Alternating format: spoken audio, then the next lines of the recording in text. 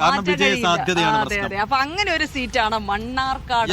പാലക്കാട്ടെ മണ്ണാർക്കാട് UDF-നെ സംബന്ധിച്ചുള്ള അങ്ങനെ ഒരു സീറ്റാണ്. അവിടെ 4ാം തവണയാണ് എൻ ശംസുദ്ദീൻ എംഎൽഎ 4ാം തവണയും മത്സരിക്കാനുള്ള ഒരുക്കത്തിൽ തന്നെ. ഈ 3 തവണ തുടർച്ചയായി മത്സരിച്ചവരെയൊക്കെ മാറ്റണമെന്ന് ലീഗിനകത്ത് ഒരു നിലപാടെടുക്കുമ്പോഴും ശംസുദ്ദീന്റെ കാര്യത്തിൽ ചില ആളുകൾ അൺടച്ചബിൾ ആണ്, പറ്റാത്തതാണ്. ശരി, അപ്പോ ശംസുദ്ദീന്റെ കാര്യത്തിൽ എന്താണ് UDF-ന്റെ പ്രത്യേകിച്ച് ലീഗിന്റെ പ്ലാൻ? തുടരാൻ തന്നെയായിരിക്കും എന്നതാണ് 80% സാധ്യത. കാരണം മണ്ണാർക്കാട്ടെ വിജയ സാധ്യത എങ്ങനെയാണ്? വേറെ ഏതെങ്കിലും പേരുകളുണ്ടോ?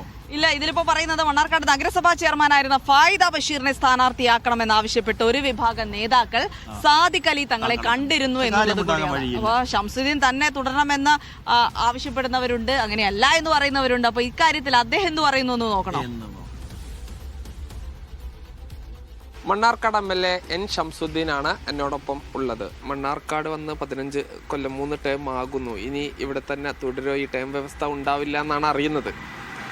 അല്ല, അത് ഒക്കെ പാർട്ടിയാണ് തീരുമാനിക്കേണ്ടത്. ഓരോരുത്തരുടെ കാര്യത്തിലും ഓരോ സീറ്റിൻ്റെ കാര്യത്തിലും പിന്നെ തെരഞ്ഞെടുപ്പിൽ ആർക്കൊക്കെ സീറ്റ് നൽകുന്നു, ആരൊക്കെ തുടർന്ന് മത്സരിക്കുന്നു എന്നുള്ള കാര്യമൊക്കെ പാർട്ടിയാണ് തീരുമാനിക്കേണ്ടത്.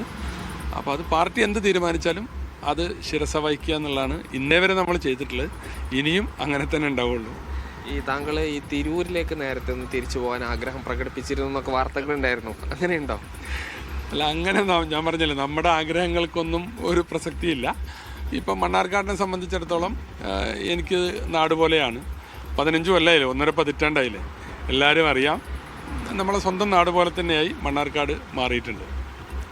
ഇപ്പോൾ അതോടൊപ്പം തന്നെ ഇവിടുത്തെ പ്രാദേശിക ലീഗിൽ മണ്ഡലത്തിനകത്തു നിന്നുള്ള ഒരാളാവണം എന്ന് വലിയ തോതിൽ ആവശ്യം ഉന്നയിക്കുകയും അവർ സംസ്ഥാന കമ്മിറ്റിയൊക്കെ സമീപിച്ചിട്ടൊക്കെ ഉണ്ട്.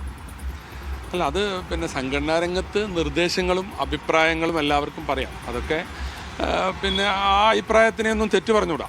പിന്നെ പ്രാദേശികമായിട്ടോ അല്ലെങ്കിൽ അതാത് തലങ്ങളിൽ നിന്നുള്ള ആളുകൾ വരണം എന്നൊക്കെ പറയാം. അതിന് പറ്റിയ ആളുകളും ഉണ്ടാവാം. പക്ഷേ ഞാൻ പറഞ്ഞില്ലേ, അതിലൊന്നും എനിക്ക് അഭിപ്രായ വ്യത്യാസമില്ല. അത് സംഘടനാ രംഗത്ത് ലീഗ് നല്ല ജനാധിപത്യ ബോധമുള്ള അല്ലെങ്കിൽ ജനാധിപത്യ അവകാശങ്ങളൊക്കെ ജനാധിപത്യപരമായി എല്ലാം അനുവദിച്ചു കൊടുക്കുന്ന ഒരു പാർട്ടിയാണ്. അപ്പോൾ ഓരോരുത്തർക്കുള്ള അഭിപ്രായങ്ങൾ പറയാം. അത് ലീഡർഷിപ്പാണ് അതിലെന്ത് തീരുമാനമാണ് എടുക്കേണ്ടതെന്ന് വെച്ചാൽ എടുക്കേണ്ടത്. ലീഡർഷിപ്പ് തീരുമാനം എടുത്താൽ പിന്നെ അതിൽ മറ്റൊരു പ്രശ്നങ്ങളോ അഭിപ്രായ വ്യത്യാസങ്ങളോ ഒന്നും വരില്ല.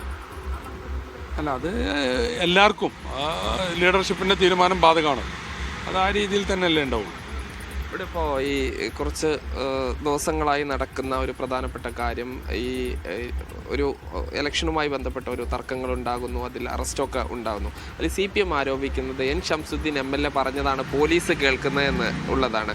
അതായത് ഈ CPM ഭരിക്കുമ്പോഴും LDF ഭരിക്കുമ്പോഴും പിണറായി വിജയൻ ആഭ്യന്തരമന്ത്രി ആയിരിക്കുമ്പോഴും N ശംസുദ്ദീൻ പറഞ്ഞത് അനുസരിക്കുന്ന പോലീസാണോ മണ്ണാർക്കാട്? അല്ല, നമ്മൾ പോലീസ് എന്ന് മാത്രമല്ല എല്ലാ ഉദ്യോഗസ്ഥന്മാരോടും നമ്മൾ മാന്യമായിട്ട് പെരുമാറാറുള്ളൂ. അവരോടൊക്കെ ന്യായമേ പറയാറുള്ളൂ. അപ്പോൾ ഈ തെരഞ്ഞെടുപ്പുമായി ബന്ധപ്പെട്ടുണ്ടായ സംഘർഷങ്ങളിൽ നമ്മുടെ പിന്നെ ആളുകൾക്കെതിരെ അന്യായം പ്രവർത്തിക്കാൻ പോലീസ് നിന്നാൽ നമ്മളതിനെ എതിർക്കും. അല്ലാതെ മറ്റുള്ളവർക്കെതിരെ അന്യായം ഈ പോലീസിനെ കൊണ്ട് ചെയ്യിക്കണമെന്ന് ഞാൻ വിചാരിച്ച് നടക്കും. അപ്പോൾ ഇങ്ങനെ പുതിയ സ്ഥാനാർത്ഥികളെ കൊണ്ടുവരുന്നു, പ്രതീക്ഷ നൽകുന്നു, അതൊക്കെ നല്ലതാണ്. പക്ഷെ അത് മാത്രം പോരാ ഒരു തെരഞ്ഞെടുപ്പ്.